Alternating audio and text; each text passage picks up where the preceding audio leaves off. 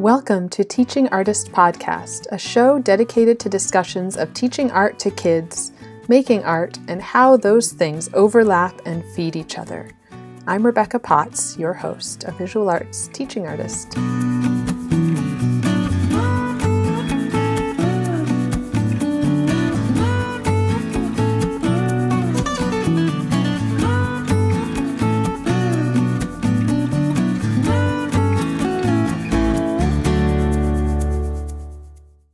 Thank you so much for listening, for taking this time to hear a conversation about art and teaching.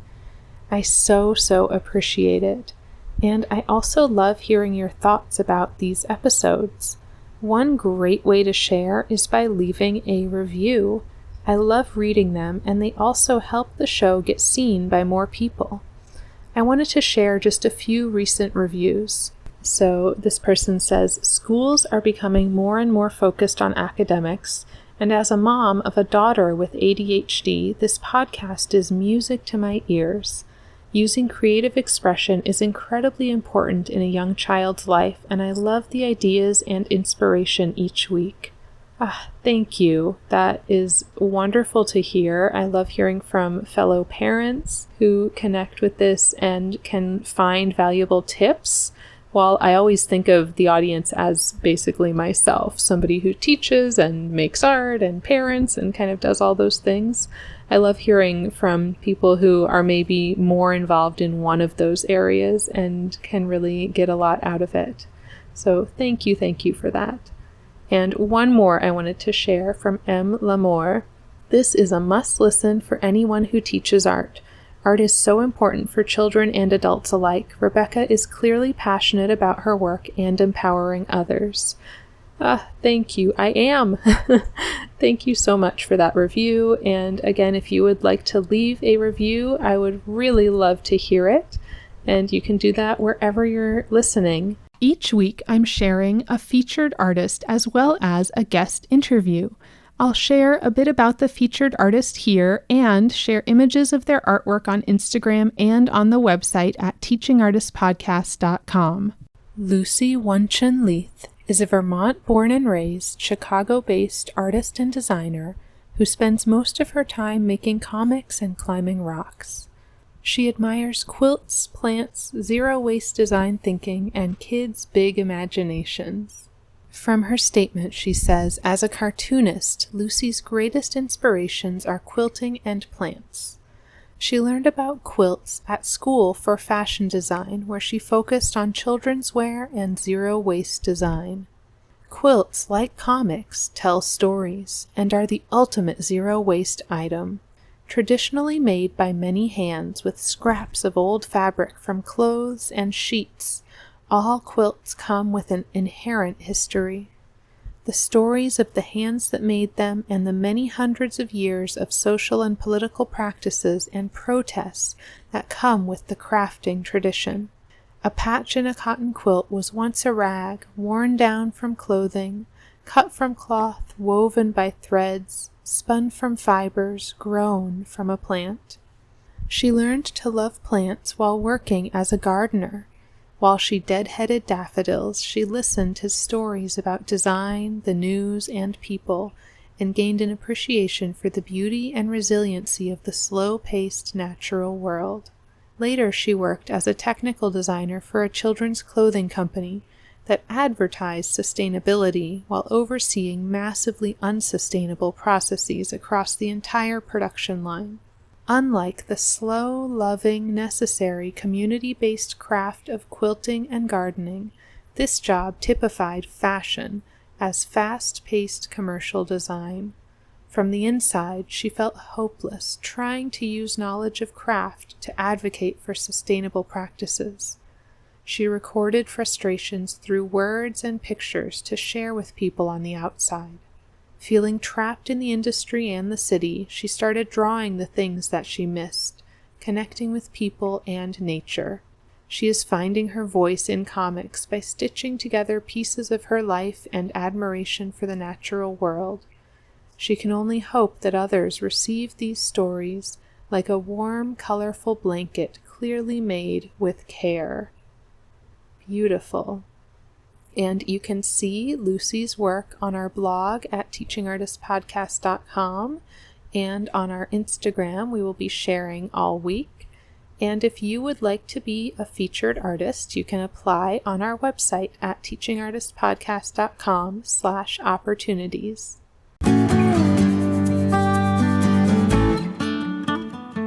Kate was so uplifting and encouraging of artists. She shared her experience as an artist, writer, gallery owner, as well as a nurse and teaching artist. It was inspiring hearing how she took initiative to move from her career as a nurse that wasn't fulfilling her into a career as an artist. She had some wonderful tips for artists around mindset, overcoming creative block, and working with a gallery. Kate also talked about her love of color and following the color trends to pay the bills, but also following her passion for color. I also love the metaphors that she found in birch trees and how she used that as a jumping off point for a series of work. Kate Moynihan has been a professional painter for 30 years. Before painting full-time, Kate spent 12 years as a registered nurse. She contributes her interest in color relationships from this education, expanding on her color knowledge when she returned to college as an art major.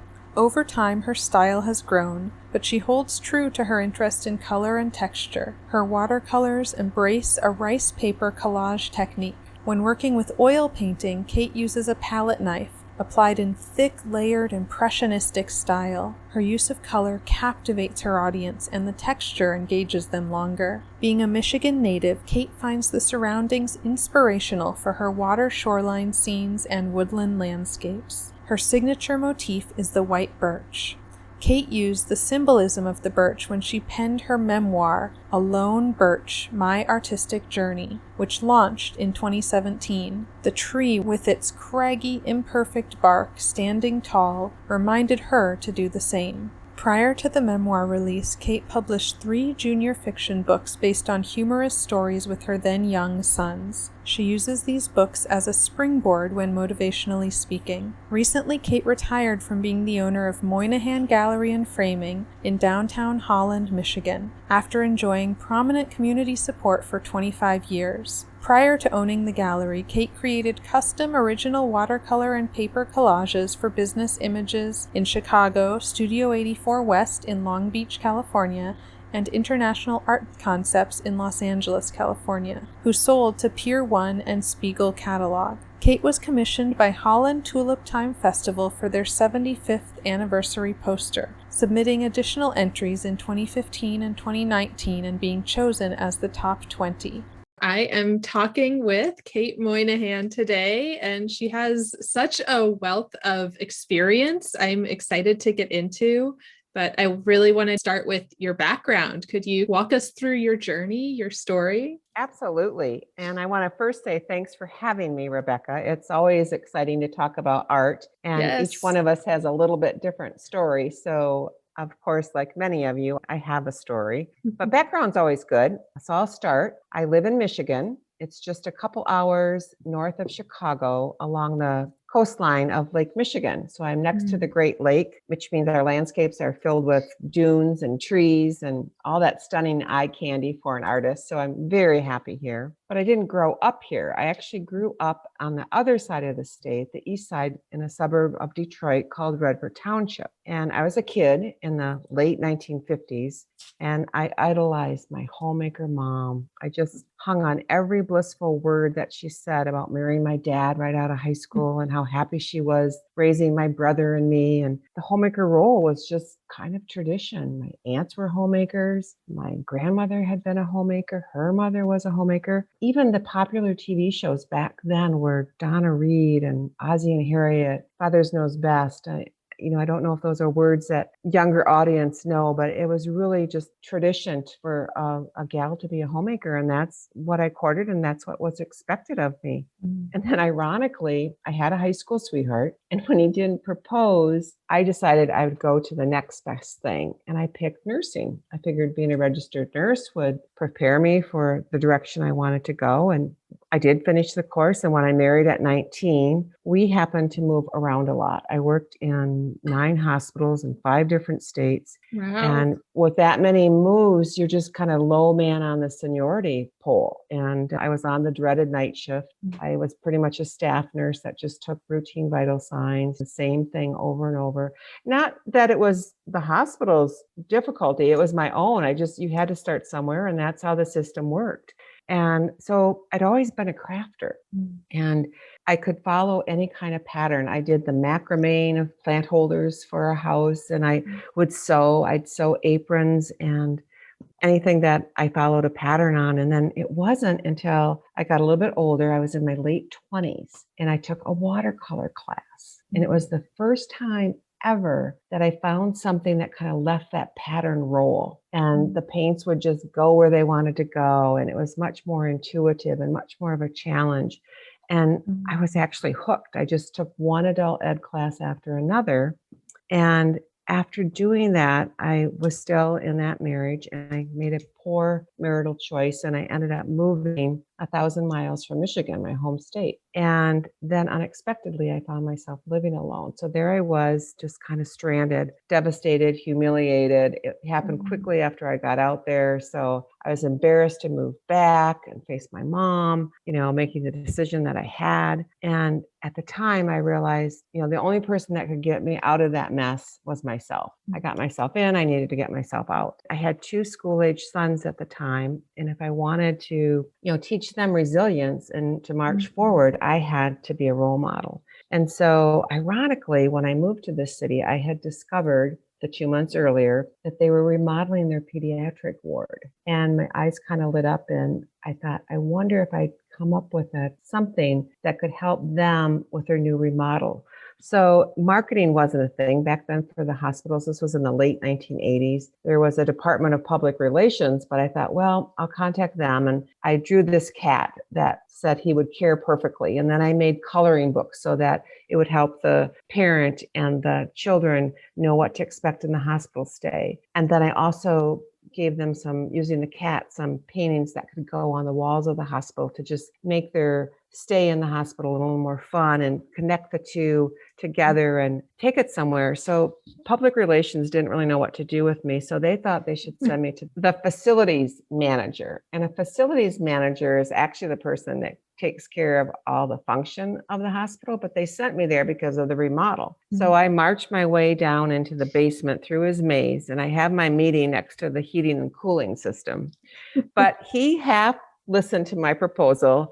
And luckily, he said, you need to see the VP. So he marches me up to the office, and the VP introduces me to the president, and I got the job. And so all of a sudden, I had this great project that was beyond my nursing night shift and taking routine vital signs. And I loved it, but it wasn't really full time. So since I was living in the Midwest now, their style of art was a little more wildlife and very traditional. And coming from Michigan, I happened to be, especially with watercolor, a little more, not abstract, but just contemporary and free flowing. And so I contacted the Arts Council and asked if they could use any teachers. And luckily, since my style was different, I taught in a different way. And that opened up another avenue of income for me, but yet have the arts support me. And I thought, geez, maybe with this flexible part-time schedule, I could get myself back to college and try to become a marketing major. Because if a hospital like me, I could move back to Michigan and maybe I could market other hospitals and have some credibility than just being a nurse. And how many hospitals would be remodeling to fit that niche at the time?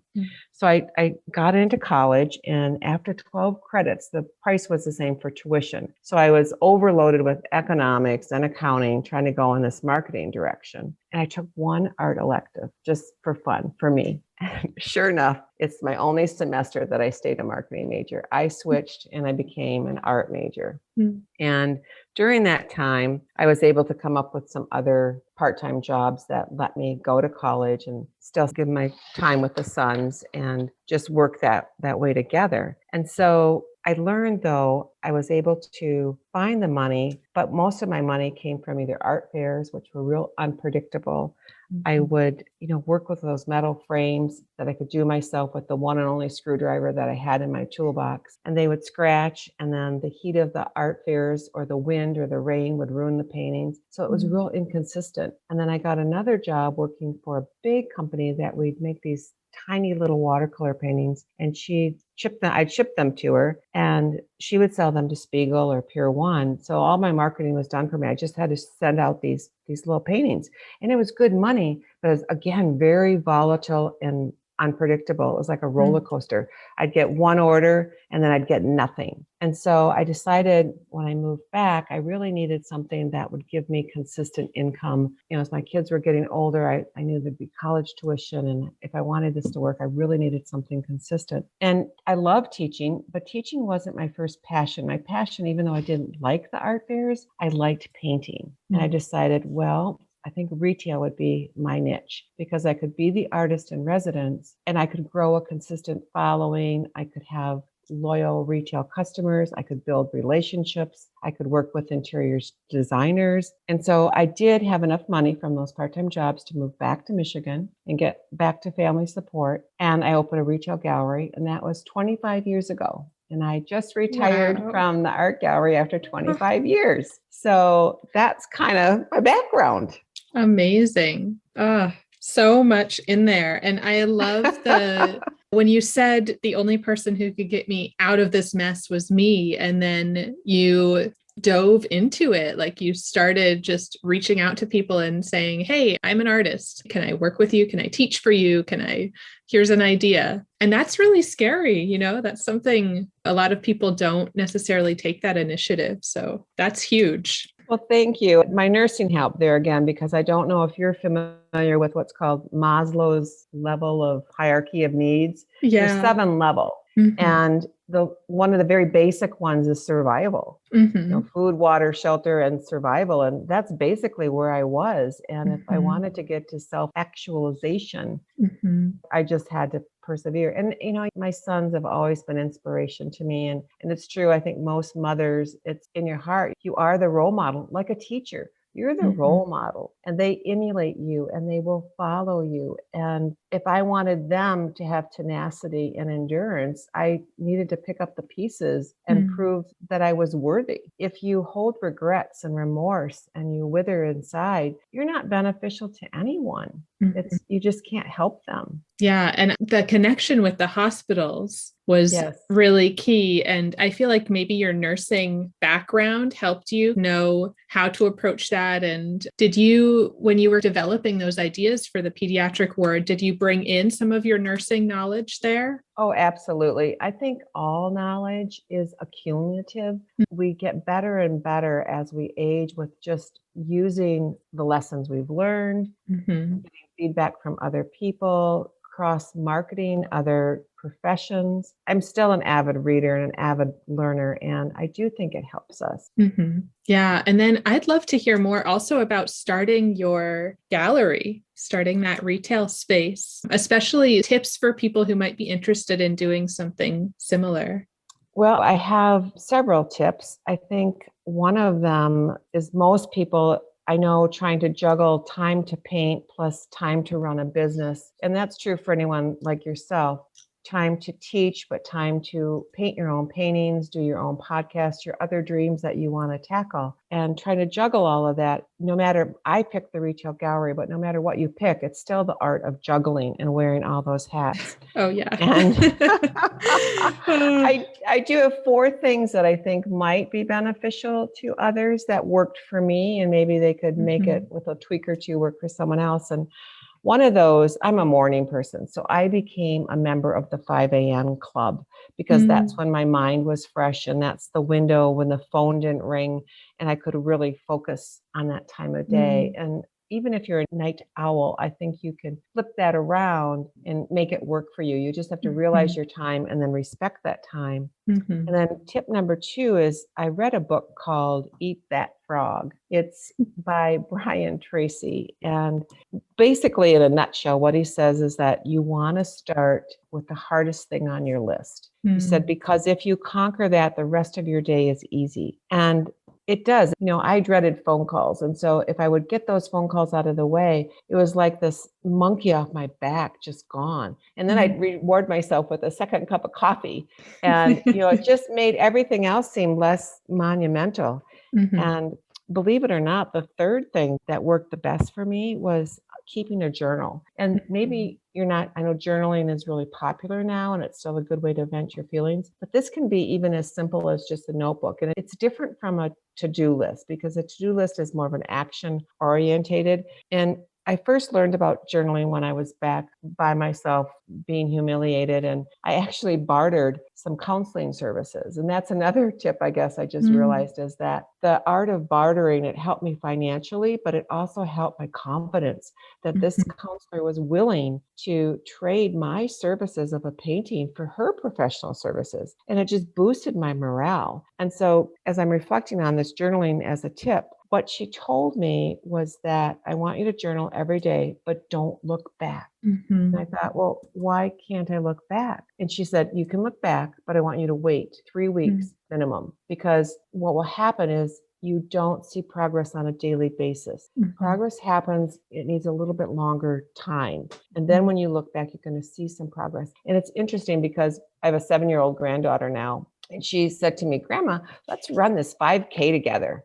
And I'm thinking, oh my gosh, I can walk and I can shuffle, but I do not run.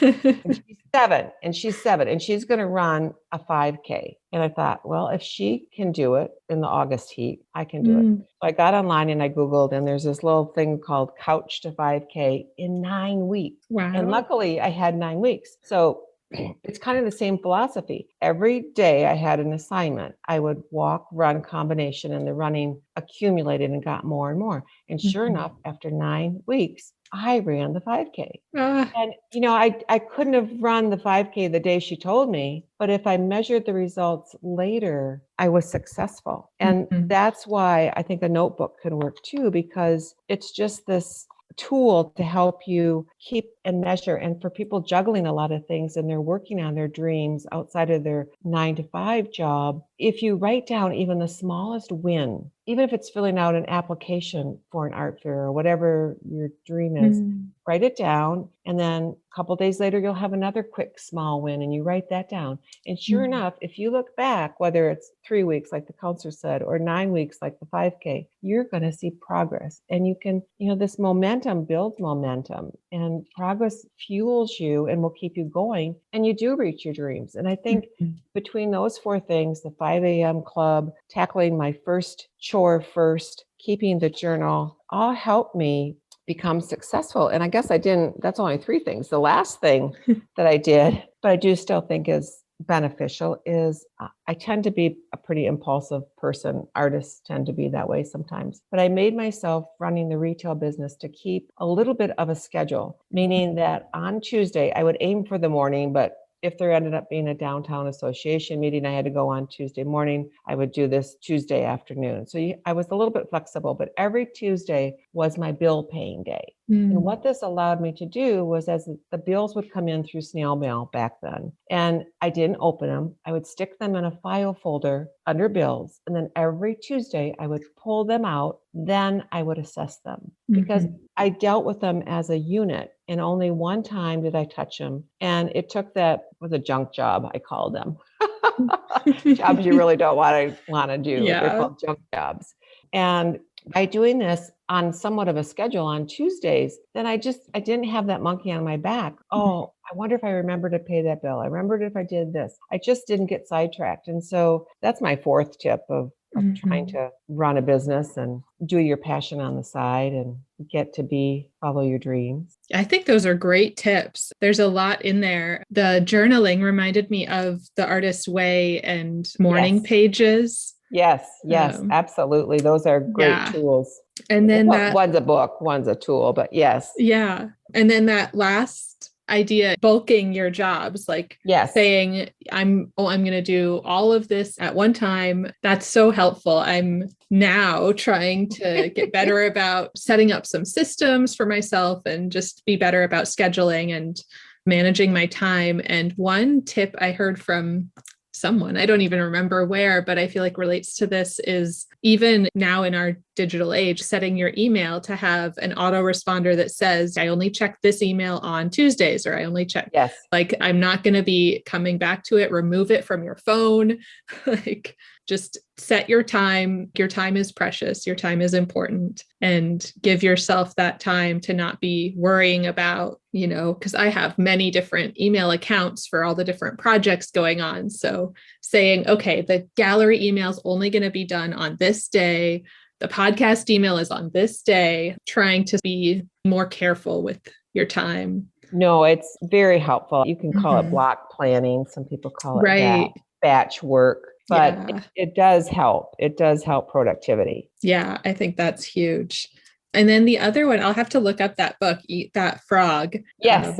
That's great. But it's funny because I feel like that's really good advice to kind of get the yucky things, the things you don't want to do, out of the way. But the reverse advice I've heard is to set up your to-do list with an idea of the amount of time things are going to take, and the really quick things, easy things, like get a bunch of them out of the way. Oh, sure. They're quick and easy. They're done. And now you've got all these check marks and you feel good about it. Yes. So kind of the opposite way of thinking about it. And I think either one is good. It's just, it's whatever motivates you and keeps you wanting to get through it. So that is a good idea. That sense of accomplishment with check, check, check. Yes, totally. I know I'm a sucker for that. And I use a lot of digital tools for planning, but I still love a paper to-do list where I can physically check things off and cross things out. And then the other thing you mentioned that I know you said was a lot more sort of unpredictable income, but I feel like I've spoken to other artists that have done art fairs, and the idea of selling to larger stores, like I think you said you had work in Pier 1 and maybe some of the other stores. Maybe if you could just talk through how you got into those originally. Sure. And the inconsistent income maybe is okay if you're still like a part-time or full-time teacher.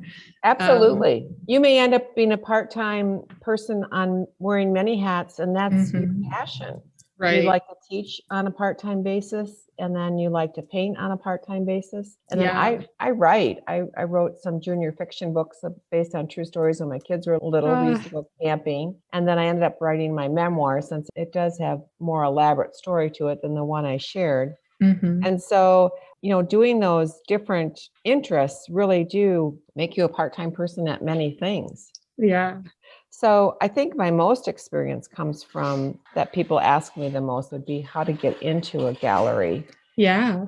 And although I've worked for interior designers and I have some tips on that, I'll start with the gallery just for the clarification. And what I found interesting there is we'll just start at square one. And that's for an artist to find their style. And by style, I mean something that represents them, so that they're not kind of, even though I did that cat motif for the hospital, it was one of my very first projects. And then as I got more into refining my style into the fine arts, I was able to niche down and attract an audience. And that's also the benefit of a style, but it's a benefit of an art gallery too, because they need to know what they're going to represent and what it will look like. And you can be dependable because they're going to build an audience for you.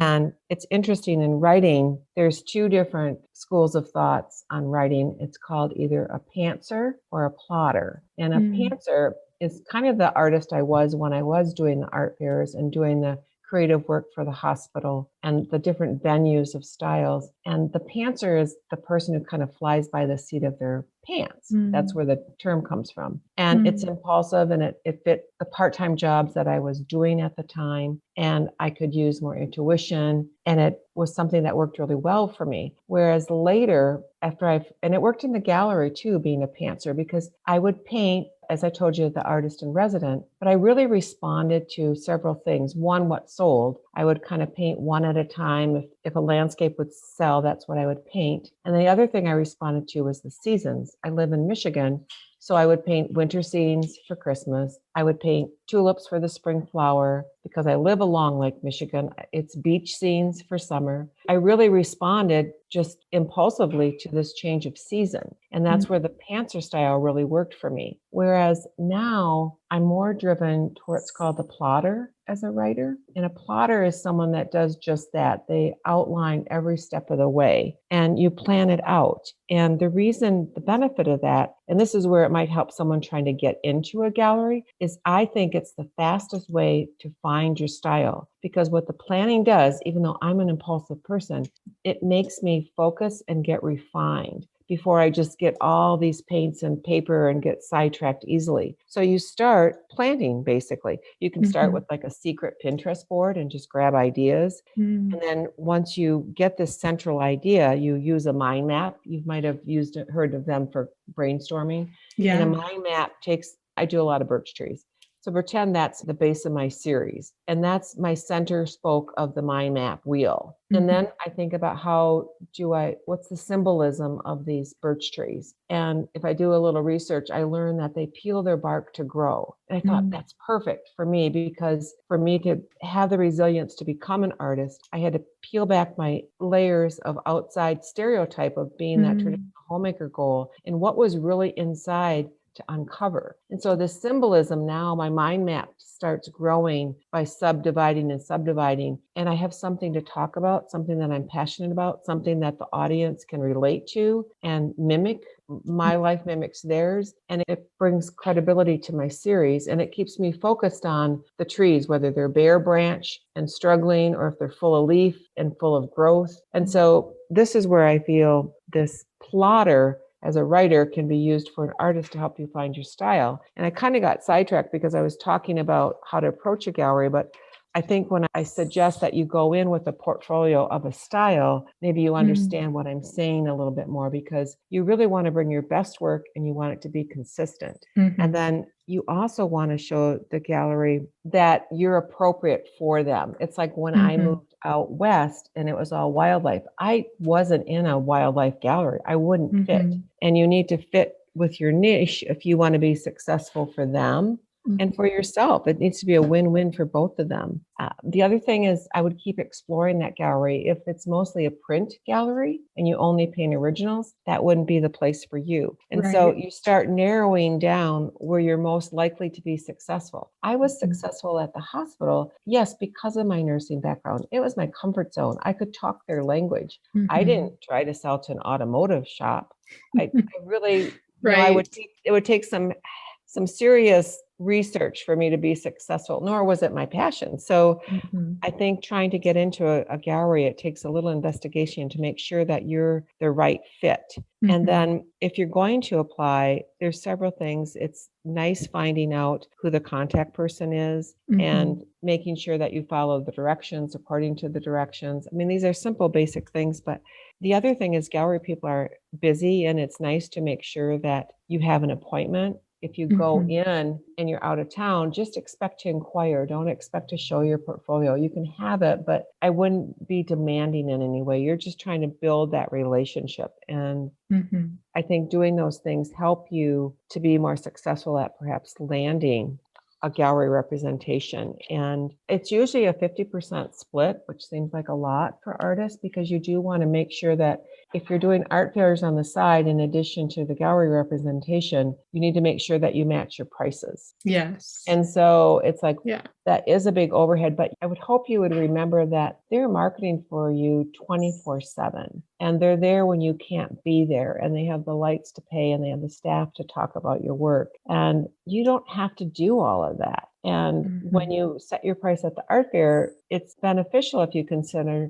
not just your painting time, but your setup time and your application time. And I think your audience has great respect for this, because they know what it takes to do their job and the hours that they give and what that paycheck represents. But it's the same philosophy when you try to get it into your freelance work. And I say that because then it gives them hopefully the backbone to charge what you're worth. I mean, that's another whole issue that we don't have to spend time on, but it's knowing you're worthy of the price that you are to charge. So I hope I answered your question about getting into some of the galleries. Yeah, no, I think that's huge. The idea of pricing too, that's still a struggle for me, figuring out what I'm going to price things at, and then what am I actually taking home if I'm working with a gallery. One way of thinking about it that I really liked, that I felt like was helpful, was, like you said, the gallery is sort of your broker and they get a commission for that. But then when you sell on your own, you can think about yourself as your own broker. So you're getting that commission now. So it's not that your price is like, well, now it's drastically different. I'm getting so much more. It's the price is set, and you're not going to sell things for less when you're selling just on your own, because then you're undercutting your gallery and they're not going to want to work with you if you do that. But I love the idea of thinking about yourself as your own broker. And like, now I get the price I would get as the artist, and then also the commission because I'm my own broker. Well, it's true, because you do hit called overhead, as you know, and nowadays we can do so much on tech, but tech, even your website, you have your hosting fee, and you have, if you're creating an email list, you have your email subscriber fee, and these are all broker fees. And if you really struggle, you don't have to join a gallery, but it helps your peace of mind, I think, like you said, if you consider yourself that you're actually working two jobs. You're the broker and the artist, whereas at the gallery, you're just the artist. Right. So I think mindset is real important. So it's great. Definitely. And then the mindset too of the price for your work. And it can feel so arbitrary. I know it's helped me to create these elaborate spreadsheets, but to really track all of my real expenses and then also track my real time, and realize that at this point, the price I'm putting on my work, that's kind of, I've talked to the gallerist that I'm working with and figured out where can I actually sell it at. Yes. That price feels really high, but when I track everything, it's not actually even covering everything. No. So it's hard like to working do up to that, exactly. But you have respect for it, and then you have confidence for setting that price. And that's what's most important. You feel good. Yeah. And then the other thing, you talk about mindset. The other question that I feel like is really helpful, and so many artists have so many different answers for this, but thinking about creative block, and for you, what gets you out of that creative block? Well, I'm pretty lucky that I can start and stop when you give me a block of time. But of course, like all of us, there's challenges that your mind wanders and you feel responsibilities that you should be doing other things, even laundry or other things that just have to get done. So when you're ready to dive in, it's nice to be able to just quickly turn that spinning wheels off and focus on your creativity and be productive. And I have learned one trick over the years. I don't know if anyone's ever heard of it, but it's creating a trigger. And a trigger can be an event or a habit that you do, and it just tells your subconscious and your mental brain to just start the action. And for me, I wanted something, I'm a visual person and I use the five senses a lot being an artist. So my trigger was I picked mint tea because at Christmas time, that was always comforting. And I thought it has such a spicy aroma. I could use that as a tool for my productivity. And I first heard about this use of a trigger, and I was skeptical at first because it kind of reminded me a bit of like Paslow's classical dog training and getting him to respond after a certain direction. And so I picked my tea, and I started this when I was writing my memoir. And I worked on those mornings like I did with the Tuesday mornings of paying bill, except that Monday, Wednesday, and Friday morning were my window for writing. And so I would drag my tea down to the basement of the 1,000-year-old building. Actually, it was only 100 years old. It wasn't 1,000. It was in, all my workspace was down in the basement above the retail store. So I'd go down into the basement, and I'd crack open the lid of that tea, and I'd let the steam of it just kind of kiss my cheek, and I would take a whiff of that peppery scent. I kept telling myself, this is your trigger. This is the scent that you're just going to write. And so every day I would brew that tea that was a writing day. And I made it a habit, just like showering or brushing my teeth. And I did it over and over. And it wasn't, but just even a week later that I really found myself responding and being able to turn off the other noise, the outside noise, the other obligations, and get writing. And I think some people I've read that it helps if you define a few rules too. And something like, for me, it was real simple. I never really wrote them out, but I wrote them out now to think about what they were. And it was, as I would take a whiff of that mint tea, I would open up my Word doc and I'd go to right to where I left off. And then I'd read the notes I'd usually write myself a little message of where I left off and maybe 3 key things I wanted to jumpstart again. And then I would start typing. And as I would sip the tea, I would tell myself, it doesn't matter if it's good or bad. It doesn't matter if I'm making a transition from what I did on Monday and today is Wednesday. It doesn't matter if it's good grammar or punctuated correctly. All I have to do is just write. Just take a whiff and just start writing the next sentence and the next sentence, because there's time to edit later. And I didn't answer the phone. It's kind of back to what we talked about, batch working and, staying focused. And I really found that having this trigger gave my subconscious permission to play, to just let loose and not be so bogged down with other responsibilities. And maybe someone will give it a try and find it helpful too. Yeah, I love that idea. It's something I tried when I was having trouble with breastfeeding. Actually, it was something I read about, kind of triggering your mind to let the milk come out. Yes. And it worked a little bit. Like I had a lot of struggles with that, but the idea is so powerful, and the mind-body connection and the sense of scent is so strong. It triggers memories. It triggers all these things. So yeah, I think that's a really powerful idea. And I wouldn't give up on it. I think trying it is just as important as whether it worked or not. And I think, like you said, that ability to relax with breastfeeding can be very monumental. One, your energy level is at an all-time low. You're in a new experience. You've got, if you're like my mom, you have 1,001 tips to try. It's just a lot of pressure that it's just difficult. So that doesn't mean that a trigger won't work for something else that you do later. Right. And it is nice when you can get it to connect, and it's always worth trying. Yeah. And then the other thing you touched on there was the idea of being okay with failure, being okay with mistakes, and just letting it flow, which I think you're talking about it in writing, like don't worry about the grammar, we can edit later. But in art making too, that's huge. Just like get it out, make a lot of work, and some of it will be crap and you like cut it up later, or, not everything has to be a masterpiece. Just get it all out and eventually good stuff will come out. Oh, it's true. And I think it's interesting. I think for artists, we're always our own worst critic. We expect perfection. We think we're going to paint and it's going to be a masterpiece every time. And what's interesting is that when I look at other professions, say you're a baseball player, you're a professional baseball player, and he wants to hit a home run. He can hit a home run, but he doesn't hit it every time, even after hours and years of coaching and practice and due diligence. It's just reality. And I don't think sometimes artists give themselves the same amount of grace, and it's okay. There's always room to edit, because some of my best pieces come from when I take the good part of this picture and the part I like about that picture, and I make a new painting. And when I work in canvas, it's even better, because I can then just read gesso on top of it and start again.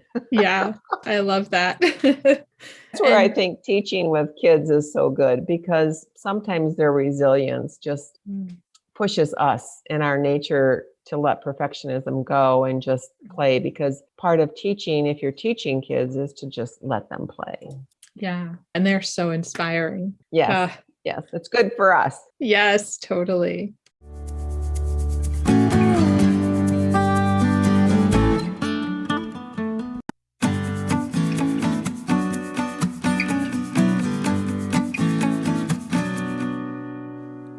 And thinking kind of along those lines, I'd love to hear you describe your work for someone who hasn't seen it.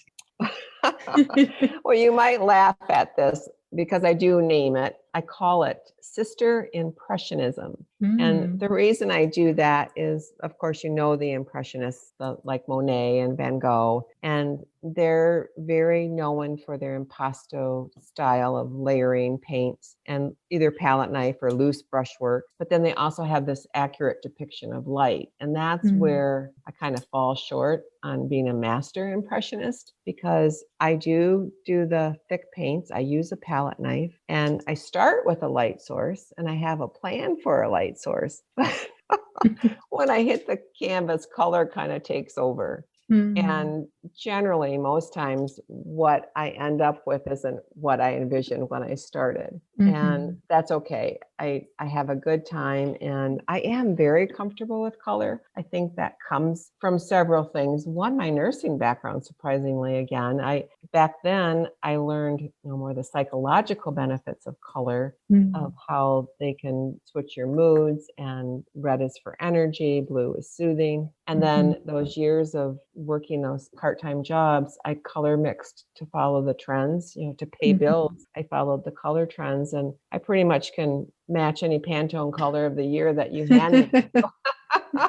I do feel confident in color. So I think that's why maybe those two reasons it comes to the forefront and I lose the light direction. And that's where my passion is. And I think when we work with our passions, we have a better chance of being successful because it lets your intuition and your innateness and those spinning wheels of your mind just settle down and let you create.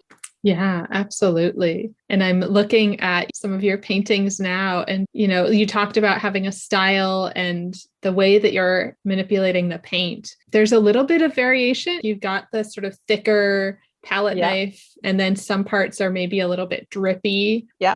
I do still, those early years of watercolor come through even in my oils. I'll work really thickly, but then I'll get the turpentine out and thin it down and do vary the texture. It's kind of fun. Yeah. And do you still do some watercolor? I do, but not as often. And that was pretty much demand driven again from retail.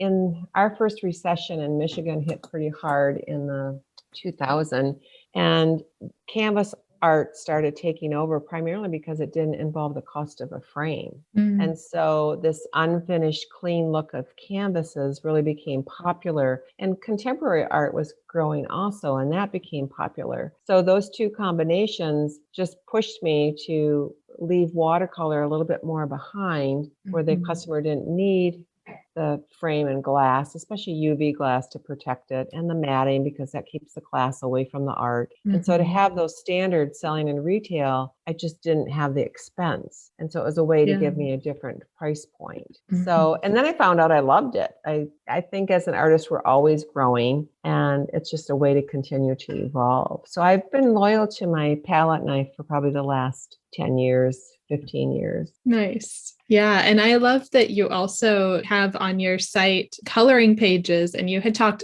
earlier about working with the hospital and also making a coloring book, but the idea of having coloring pages that really also kind of bring out your style, almost as I see them as like a marketing tool that you're offering this freebie. Yes, that's exactly what it was. It started in the gallery when probably 7 years ago, coloring for adult coloring books became very popular. And so I designed some to hand out as single sheets for customers when they came in, as it had my name on it. It was a way of making a connection beyond a business card. It was visual. It got them involved in the arts. And I keep them on my site now, primarily who it attracts are more, and they may be able to use this in your teaching, is for art therapy, even for the kids, because coloring is just a way to instantly build your imagination and see progress. It reminds me of hanging wallpaper. You hang wallpaper and you get this instant gratification of, oh, wow, look at that. It's right there in front of you. And I think coloring, you get that same, look what I did. And any age, any skill level can be successful at it because there's no right or wrong way. And it doesn't take an expensive tool. You don't have to mix colors. You don't have to wait and let it dry. You can start over. I mean, printing a new page costs peanuts. So it's just been a nice tool to offer. So maybe someone can use that as an idea too, because it has worked for me. Yeah, it's great. And I love the idea of coloring pages that are, like you said, adult coloring pages. So they're more intricate, more detailed, but I see such a visual connection to your paintings too, which is really nice. So you can almost feel like you're participating with the artist as you color these. Oh, I never thought of it that way. That you're right. It would connect to someone that way. Because I do get asked a lot of times if I teach. And like I said, I still do offer an advanced watercolor class. It's something that I feel I know quite well, but my passion just isn't there. So I haven't taken the time to market or explore it. I used to actually use, back when I was teaching in person in a classroom, I always had coloring pages. I made a bunch of copies from more of the adult coloring pages for kids to get out and color all those little tiny intricate sort of patterns. And they loved it. As you know, you're done, you're like in between projects, you just want to kind of like mind break, you can do this coloring page. That's a great tool for teachers to use coloring that way, to just be a supplement, because kids do finish at different times and then they get restless and then they can be disruptive. So it's something to have just a quick handout and let them still be independent, but be productive. Yeah, I love that. So sort of starting to wrap up, I have a few just get to know you more questions. What are you curious about right now? I think always learning this. With COVID and being isolated a little bit more, I've loved the online learning opportunities. I've gone in and dove into many classes that I normally probably wouldn't do. And it just fuels your creativity. I've always been a big reader and I love reading a mix of works. I've read a lot of, I call them junior fictions. Those are based on the stories of when my kids were more from the ages of 6 to 12, little adventures we went on. So I read a lot of those books to kind of see what they were doing right, what I could glean from them. And then, of course, my memoir took me into reading many biographies, and I still enjoy those.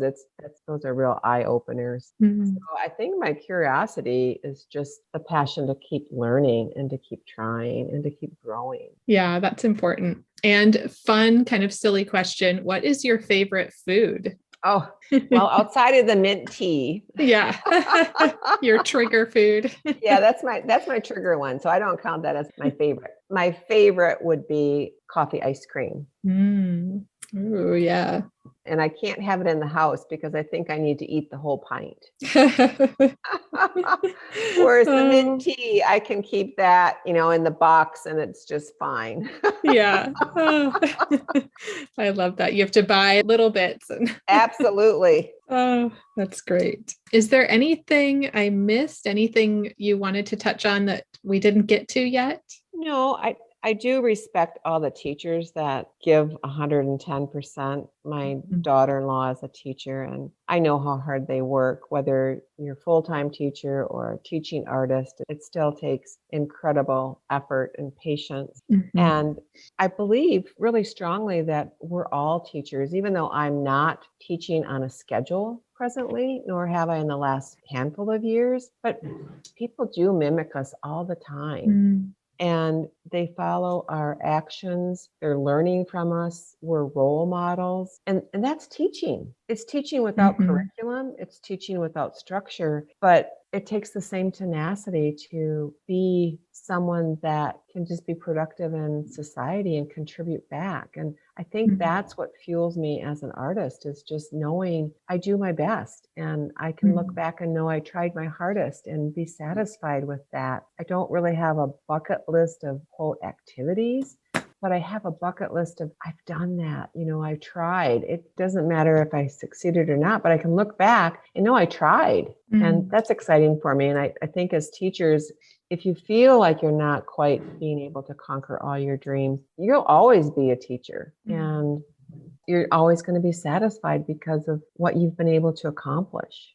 I'm proud of you. I think they should be proud of themselves. Oh, yes. Be proud of what you've done. Yes, absolutely. So that's my 2 cents. That's great. And then is there anyone you'd want to thank or give a shout out to? Oh, everybody who's ever bought a painting of mine, of course. Mm. And of course, my husband just supports whatever crazy idea I come up with next. We've tried all kinds of things of keeping that retail business alive over the years. And it's just wonderful having that happy, healthy relationship. And I feel so blessed. And then there's my sons. I mean, it just, the list goes on and on. So I'll stop there. I know it's so hard to pick and choose. You're like, everyone. Yes. And last thing, where can listeners connect with you online? Well, I have a website. I am Kate Moynihan, Moynihan, artist.com. And then I do Instagram and Facebook. Awesome. And I will link to all of that as well. Yeah. Thank you so much, Kate. This was so helpful. You. It was great for me. I really enjoyed it. And I enjoy your podcast. Oh, thank you.